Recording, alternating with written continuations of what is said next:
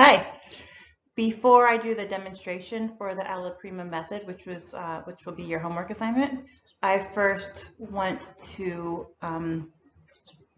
go over a couple of examples, and some of these we already covered in the introductory lecture, but I want to go over them briefly again to remind you, and also show more examples of Alla Prima paintings. So here again is the Saul Bellows with his kind of muscular painterly brushstrokes, big wide strokes. And here we have Manet with much tighter, slower painting application, both Alla Prima. All of these are going to be Alla Prima. And we'll remember that Alla Prima is a style, is a technique in which we mix the colors we want and apply them directly to the canvas instead of layering lots of translucent pigment layers to come up with the ultimate color. This is probably the type of painting that you think of when you think of painting. Here is an example by Alice Neal. It's not as tight as the Manet and not as loose as the Saul Bellows. Here is a piece by Cézanne that uses the palette knife. You can see it's a lot edgier. Here's a piece, another landscape very different by Georgia O'Keeffe. In the introductory lecture, I showed you one of her skulls. Both have a very similar texture. She kind of makes her own texture up regardless of what she paints. It's sort of smooth, lots of blending. This is a tiny piece by an artist named Morandi who painted during the Second World War in Italy. He kind of holed up in his home and painted there, and he would paint the same ceramic vessels over and over. This one doesn't have a whole lot of intense value shifts. It's very consent middle tone, and he really focuses on the little details and the kind of the mundane things and celebrates those. This is a piece by Carrie James Marshall. I believe it's a self-portrait. You can see it's a painting of himself painting himself, which is pretty cool.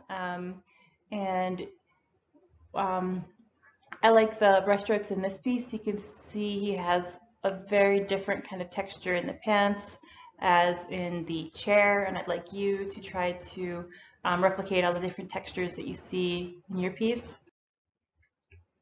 This is an abstract by Cecily Brown, and she started years ago painting these kind of orgy scenes, and then she stylized them and stylized them more and stylized them so much that they became non-representational abstracts. And so you can kind of get a sense of like the mania in this piece, and the crazy energy. You can see her brushstrokes are pretty athletic as well, painterly.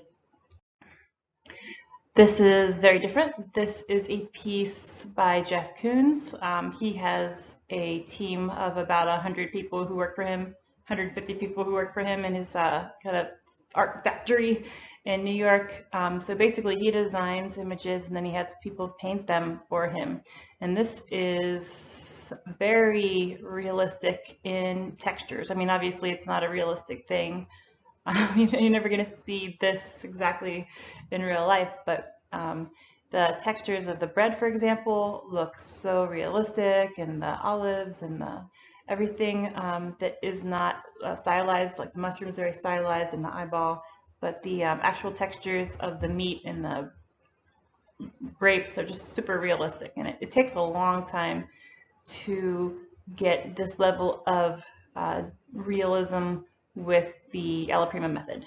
Yours doesn't have to be quite this realistic, but I do want you to really pay attention to the textures you see and the colors that you see, and try to really paint what you're looking at to look like it really looks. So yours is going to be a representational piece, and it's going to be realistic. Okay. This is a piece by Amy Sherald. She is the artist who painted Michelle Obama's presidential portrait. I think that was a big story a few years ago. I'm sure you can probably bring it to mind. This is another piece that she did.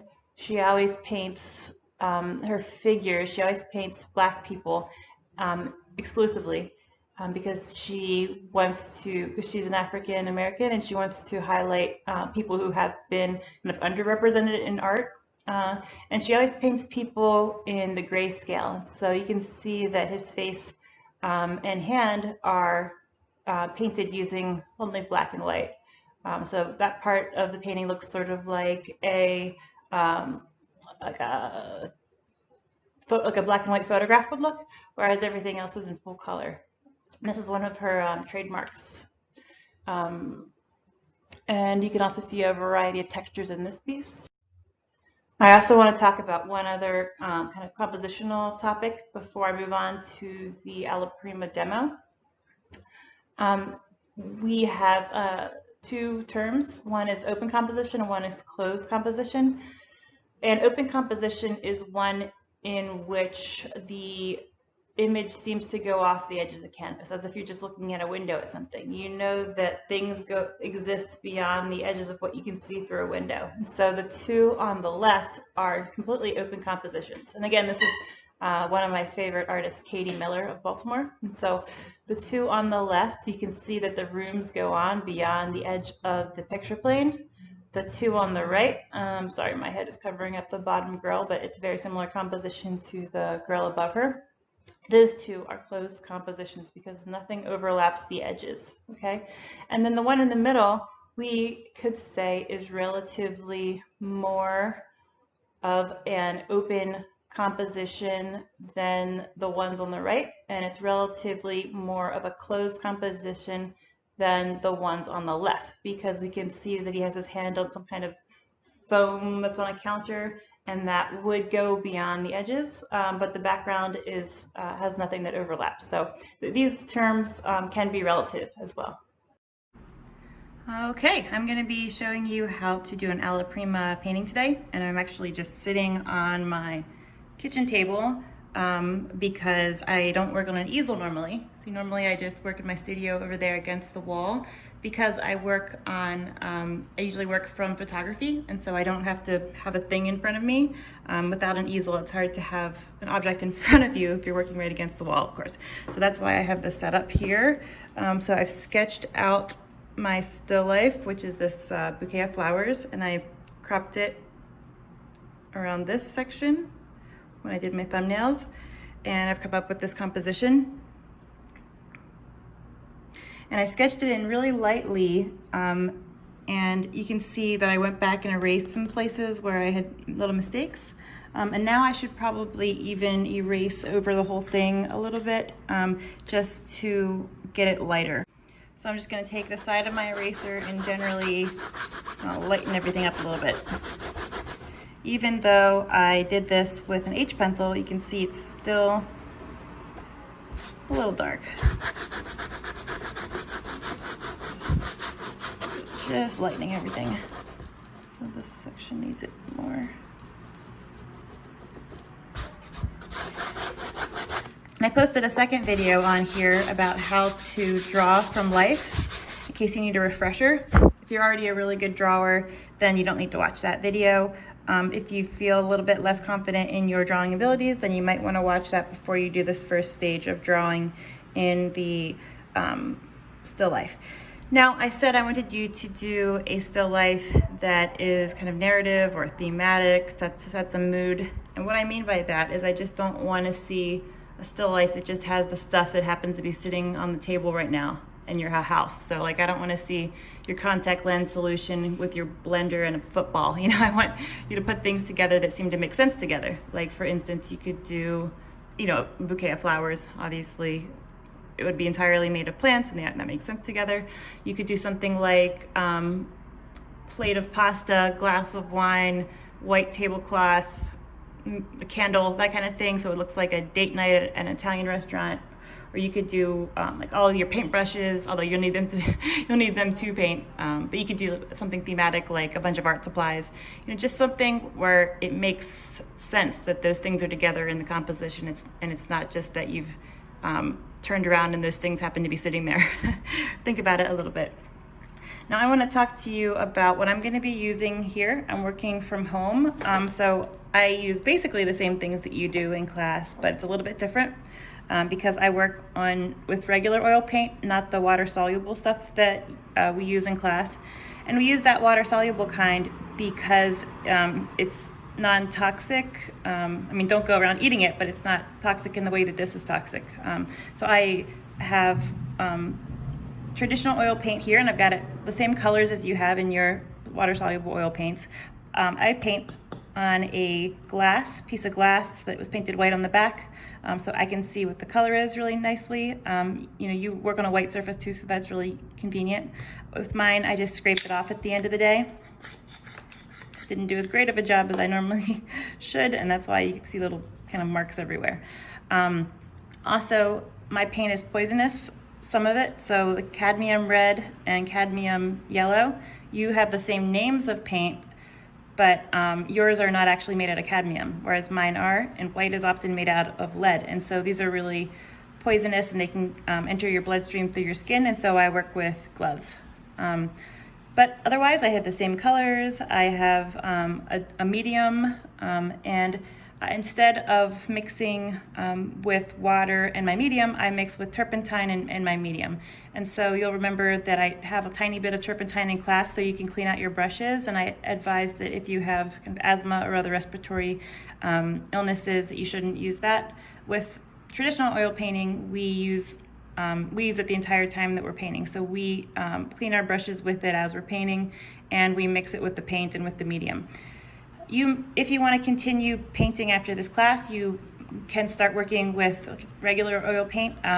We don't do it in class because some people, might have breathing issues. If you decide you want to keep working in oil paint and you buy traditional oil paint moving forward, just make sure you open a window so you have good ventilation, because it is really stinky, and be sure that you wear gloves.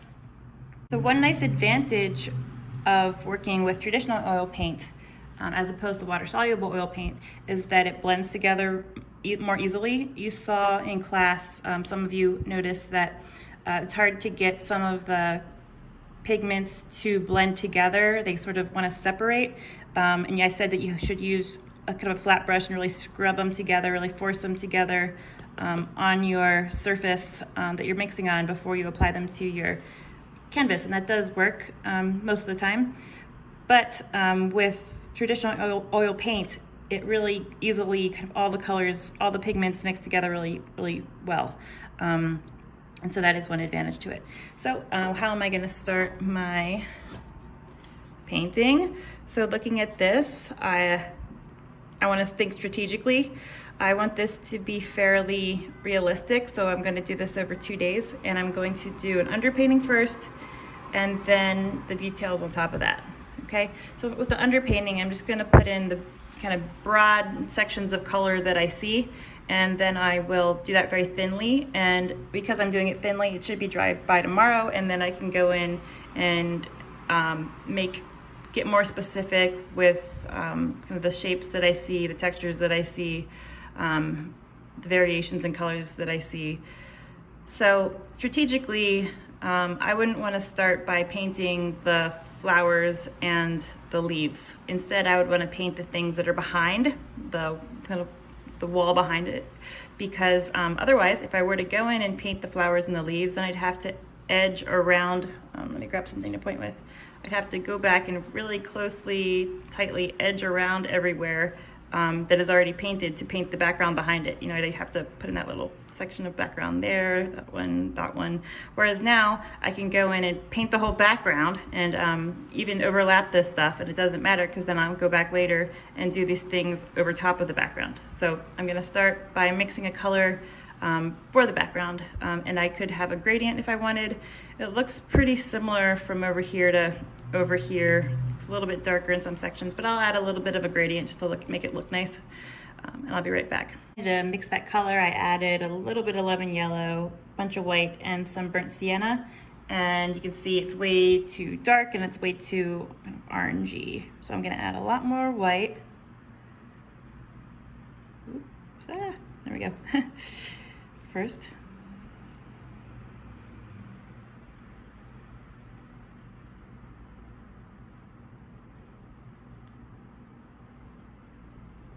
I'm really just kind of scrubbing it together, trying to make it one.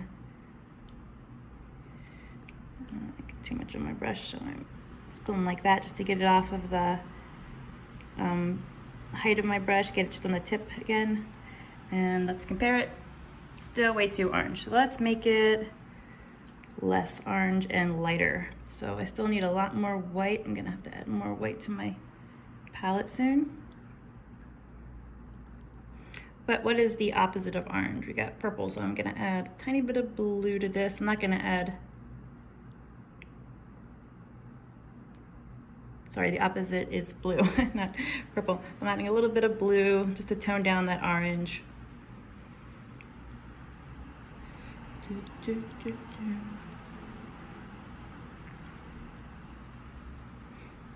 So what I'm gonna keep doing is adjusting little bit by bit until I have the right color of the wall. I added a tiny bit more French ultramarine, a lot more white. I added a little bit of lemon yellow, and I have a color that's pretty close. And so I'm just gonna go with this because it works for my purposes here.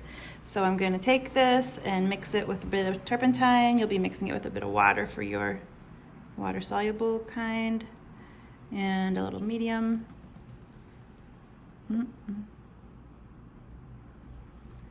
Mixing it up nicely.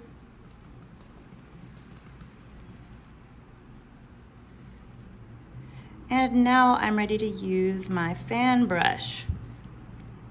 So new kind of brush, very exciting. Let's get this gunk off of here.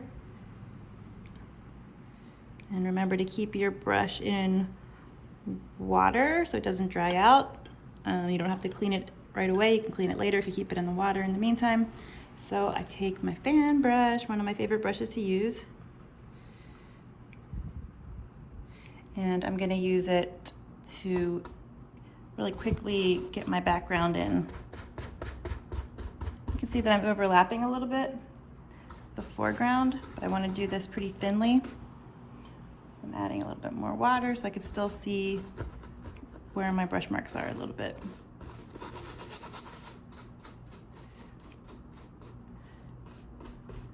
It doesn't matter that I'm overlapping places that are going to be different colors because I'll go back in and put those in. You can see how I can still see my marks through there. That's good. I went a little bit too thick, so let me get it off there so I can still see. See, I can still see the line in there a little bit.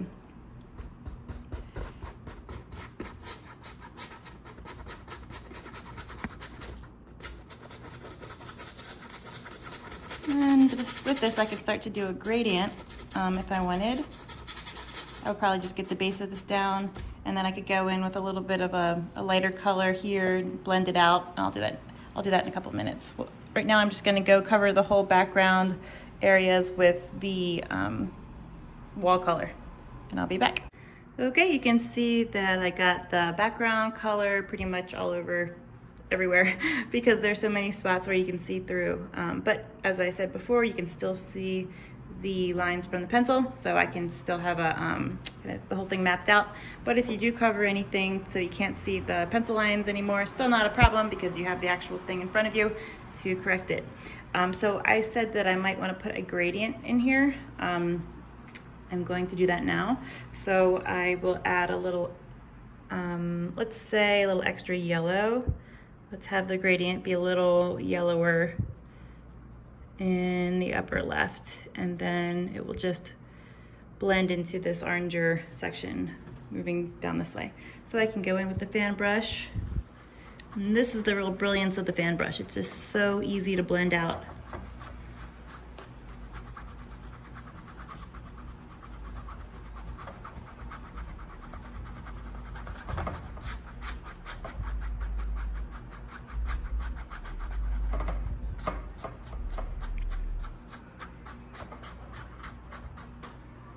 Okay, so it's got a real seamless kind of transition to the other parts there. And I could even go down here and make it kind of a darker blue if I wanted to, but I don't think so. I want to keep the background pretty plain. There's a lot going on in the foreground. Now I have got paper towel here because when I was initially using the fan brush, you'll find that it kind of sprays paint all over the place, unfortunately. And so I use that to clean up my table and myself, but you should never use that on your actual canvas because the fibers of the paper towel will stick to your canvas. So if you wanted to wipe something up on your canvas, be sure to use actual fabric. So I could go in here now, kind of pull away where the leaves are a little bit, without actually taking it off the areas around,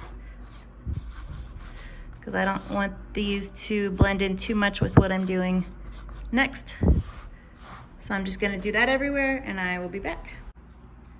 You can see that I actually got paint flicked up onto the still life itself. That is how dangerous the fan brush can be. But anyway, I wanted to show you how cool this plant is. Part of the reason I included it in my still life is I don't know what it is. Just found it at the supermarket, but the leaves look exactly like the petals, and the petals are thick like leaves. You can see they're just a continuation off of the stem. It's a really interesting plant. But anyway, now I have pulled away the thick parts of the paint that were in the wrong sections, that I had overlapped. Now I'm ready to go in and just do my base layer. So I'm gonna come up with a kind of a general red and have it a little darker at this end, a little bit lighter here, kind of a little bit darker down the stem. But I'm not gonna put in a whole lot of details right now. I'm just gonna get a color down. Light green in here. I'm not going to worry about the black yet. That'll be a detail I do later. Kind of a general green. These will be slightly lighter. This will be a little bit more of the minty kind of color that you see here. But I'm not going to put in the textures that you see. I'm just going to get an underpainting basic color down.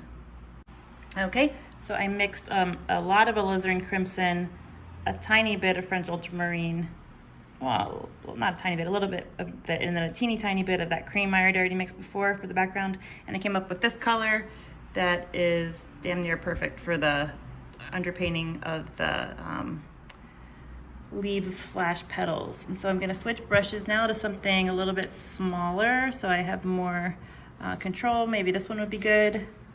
And adding a little bit of medium and a little turpentine, but for you that would be water. So I can get a really thin consistency, because for this underpainting, I want it to be thin and I want it to dry quickly. So I can just pretty much go in here and start to fill it in where it goes.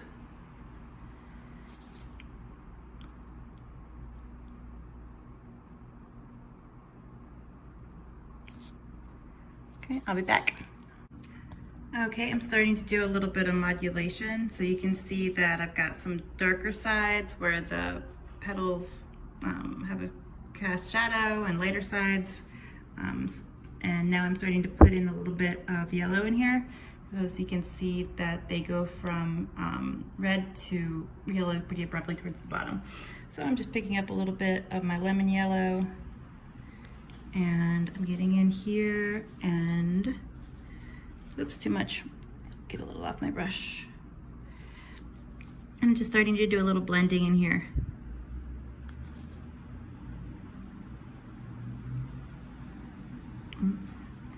And there's some around this way too.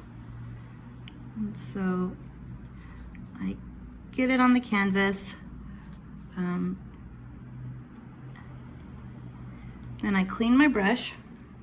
So I'm just rubbing it on some fabric over here to get the paint off. Put it a little there. Okay, and then I can go in here and blend a little better. So I'm gonna be doing a little bit of blending in this early stage, but I'm gonna be doing more of that tomorrow. I'm just kind of getting in a base of where everything goes today.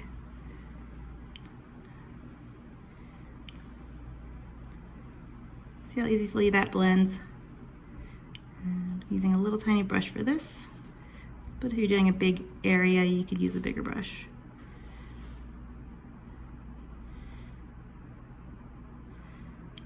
Okay. So with this kind of blending, I'm just kind of moving things around. There's a different kind of blending I can show you now too. If you get a flat-headed brush that has short bristles, you could do something called scumbling, and that's when you sort of scrub in like this. So I'm actually scrubbing the canvas a little bit.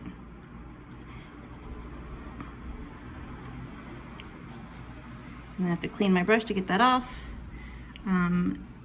And I don't want to do that right now because I'm not trying to gonna make the paint really light and thin. That's what this does. This is a way to just kind of scrub it to blend it, but keep it really thin. Instead, I want to blend it, but have it remain kind of on top of the surface and opaque. And so it makes more sense for me to just do this kind of light on top blending and not the scrubbing.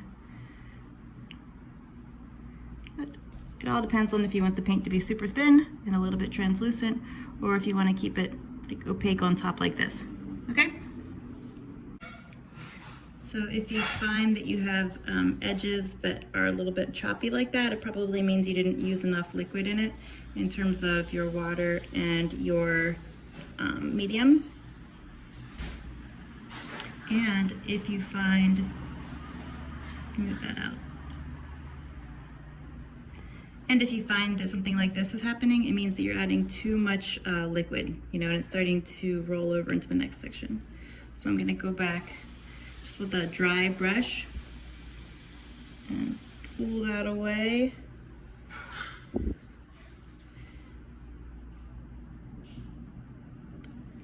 So I'm kind of using my brush to absorb it. And then I can go back and paint it back in. It's a darker color. There we go.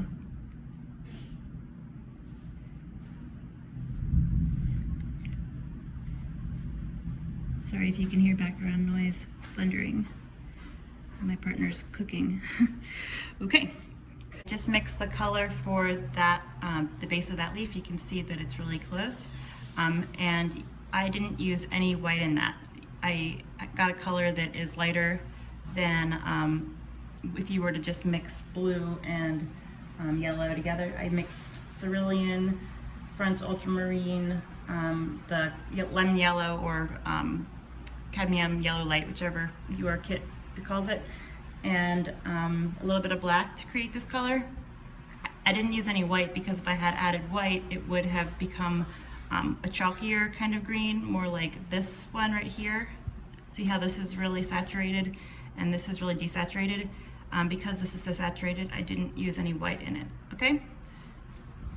All right, so at this point, my underpainting is done. It took me about 5.5 hours to do this. If you paint something that has a lot fewer little bits in it, you know, bigger, rounder objects, or just kind of larger objects without so many little pieces, it won't take nearly that long. So I expect you to spend 6 to 8 hours on this project because it's a 1-week assignment. And so for this, I would only have about 2.5 hours left for the details. I think that I could get the details in pretty well in that time. I probably would only put a lot of details in the things that are closer to me since I have limited time. Of course, if this is just a painting that I'm making for myself, I would just keep working and working on it for more hours than that until it got to the point where I was like happy with it. But I only expect you to, you know, work 6 to 8 hours. And so if this was the project I was doing for the assignment, I would probably next do more details in this guy because he's in the foreground, and a couple of the leaves that are really far forward, and like this leaf and these guys. And then I would probably leave the stuff in the background a little bit less detailed. So now I'm gonna let this dry and come back tomorrow to put in more highlights and shadows and details. So I would definitely want to check and make sure it's really dry tomorrow before I go back. I mean, you wouldn't have to. You could work on it wet, add details on it wet. I just prefer to do it when the underpainting is dry, because then I don't have to worry about my hands smudging it. You know, I can just kind of work from this corner down to that corner since I'm right-handed. And that would work best for me. But you can paint details on it while it's still wet if you prefer. But if you want to plan to do it for dry, then you should at least give yourself a couple of days, because it's possible that it won't be dry tomorrow. So be sure to start, so I might have to do it 2 days from now. So be sure to start this at the very beginning of the week. So that way, if you do need to give it more time to dry before you do more details, you have that time available to you. So it has been 3 days and the alizarin crimson still isn't completely dry. Certain pigments take longer than others. My alizarin crimson is one of the pigments that takes quite a long time. Everything else is dry, you can see. Your alizarin crimson might not be one that takes longer to dry than others because it's chemically different than mine because you're using the water-soluble oils. But I'm gonna go ahead and get started right away. I'm gonna just try to avoid touching where the alizarin crimson is because my plant is starting to decline pretty badly. I actually had it for 2 weeks in this jar. You know, it's cut flowers and it had been fine, but I think maybe getting the turpentine flecks all over it probably helped it start to go down. And so not only is it starting to turn brown, but also the petals are starting to fold in this way. And so I need to get on this if I want to get any semblance of the way that it looked while it was still more in its prime. All right, so what I'm gonna do today is pick a brush with a really tiny tip so that I can get into some details. As I said, I only have 2.5 hours left to work on this if I want to keep this under 8 hours. And so I'm going to focus only on the focal points. So I'm going to, certainly bring this out a little bit more. You can see it's a focal point of this composition. And maybe a couple of the leaves that are closer, like this one that comes forward. Maybe these ones are pretty close and kind of ignore some of the other in the background. We'll make it seem like aerial perspective where things further away are less detailed than up close. Though of course something where it's all within a few feet from us, that wouldn't really happen, but it might make a nice effect. One spot with a lot of details is the middle of this plant here. You can see that I have the base highlight and shadows already put in there, and my lighting is a little bit different today. I still have my light that I set up coming from this side, but it's brighter right now because it's a brighter day than it was, unfortunately, and I'm by the window. So it's not quite as dramatic as it was this day when the light was coming entirely from over there. But we'll just have to go with it. And so looking at this, it's almost more lit on this side today. But I can see, looking close, that there are little kind of flat, squat, diamond-shaped patterns in here. See what I mean? Like that kind of shape. And they have highlights at the tops. So I'm gonna go in and try to mix a color that is similar to this, but lighter, and I'll go in and put those highlights in. And as a reminder, when you're mixing a color, like I'm mixing this lighter color here, you end up getting paint all over your brush. And I certainly wouldn't want to apply paint like this because I'm trying to get very distinct details. It's all gloppy, it's all over the place. So make sure that you kind of roll it to get it off first, get it mostly back on the palette. Clean off your brush because you don't want it all over, you just want it on the tip, particularly for details. So now I've got it and I can control it a lot better now. Okay, so now going in here, I want to add the little highlights that I see, and there's one here. And then it kind of curls around and then stops because it goes into a shadow. So now I'm gonna take all the paint off my brush so it's nice and dry. Now I can go back in here and kind of blend it out a little bit. And you notice that I have a bunch of paint on my palette still. And that's a good thing. I didn't have to apply many more paints because I didn't, oil paint takes a while to dry, particularly when it's all in a big mass. Oops, sorry. And so you don't have to throw away your disposable palette every single time you work on it. If you want to save your if you want to save some of your paint for next time, like let's say you have still a big blob of it, like I still had a ton of cerulean and I have hardly even used my cad red here. You don't need to throw it away every time. And another thing you could do to keep your paint fresh is get a piece of saran wrap and put it over top. If you're going to be gone for a couple of days, and you can go back to it and continue to use that paint without having to throw it away every time and put out more, okay? So I'm going to carry on with these highlights, and then I'll get into adding the little wiggly bits that come off of it. All right, you can see I'm also going in with this kind of brush too, and I'm starting to put in a little more highlight and shadow information. I'm blending it out. This kind of flat-headed brush like this is really good for that. And I'm not going to leave this looking like that. I still have to smooth that out, of course. That's just kind of generally where the highlights are, and then I'll go back and blend them out. So at this point, the painting is finished. You can see that the focal point here is a lot more completed than this stuff over here. I mean, around here I didn't really even do that much more. Added a little bit of cadmium red here, a lot of cadmium red here, because I actually do see some of that in it. And of course this cone got completed, and worked on that a little bit and gave a couple little highlights to leaves. But for the most part, this is the only part that's very far along, and that helps to reinforce its status as the focal point. So one problem I had is that earlier when I was painting, it was pretty bright outside, whereas it hadn't been last time. And so I was getting the light from this side as I originally had, but I was also getting light from this side, which so I had to sort of make it up a little bit. I had to remember that this side should have been lighter and this side should have been darker. Otherwise, all the other kind of information with shadows and highlights wouldn't have made any sense. And so I think that this painting works really well in terms of its composition, and that word refers to where the objects are placed in the picture plane and how they're arranged and where they're cropped. And I think that is because this side is clearly the focal point, and it leans this way, and there's a lot of empty space here. So this kind of helps to activate this space over here. Also, all of these leaves are pointing this way. We've got things kind of going in the other direction over here, but we can't see the heads of those flowers, and they're cropped off. And so I think that helps with that. I also like the way that we have really desaturated cool colors against kind of really bright and saturated warm colors.